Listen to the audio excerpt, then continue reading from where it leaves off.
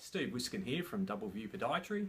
Thanks for taking the time to have a look at our new running assistant. Common running errors that we look for when people are running. The first one would be head movement. So ideally the head should be nice and straight when you run.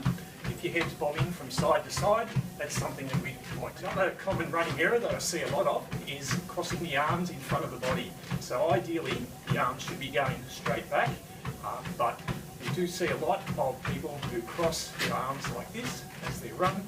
This is an inefficient way of running, and it's also another thing we like to do. When running, the arms should be at 90 degrees, and as you run, it should push back. The hand should come back to about the hip and go up to somewhere near the chin. This gives you a nice, powerful movement with the arm. A common error associated with arm movement or arm position is the arm not staying at 90 degrees. So a lot of people run and then they let this arm extend back. This causes a loss of power and a loss of technique. When running, the foot should stride out and land under your centre of mass. This gives you a much more powerful position to push off from with your next stride. Commonly we see a lot of people overstride and land with their foot in front of the body. This not only causes a braking effect and also puts a lot of stress on the knees and other joints of the leg, it also causes a loss of power when taking off.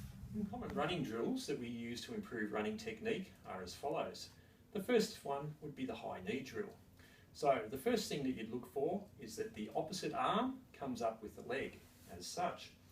The hip is flexed, the knee is high, the ankle is dorsiflexed, and as your foot comes down to land underneath your centre of mass, it should land relatively on the ball of the foot and push back with a bit of a pawing sort of motion. The running drill that we use a lot is called the wall slide. So unlike the high knees, which comes out up in front of the body, the wall slide, the leg comes up underneath the bottom. It's very similar to like you were sliding your leg up and down a wall, hence the name wall slide. And the final running drill that we use a lot of is called tight skirts. Tight skirts helps to practice this pawing back sort of motion that I discussed earlier on. So basically it's just like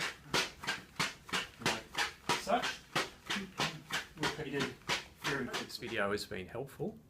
If you have any queries, please give us a call at Doubleview Podiatry on 9341 5166. Thanks for taking the time to have a look at the video.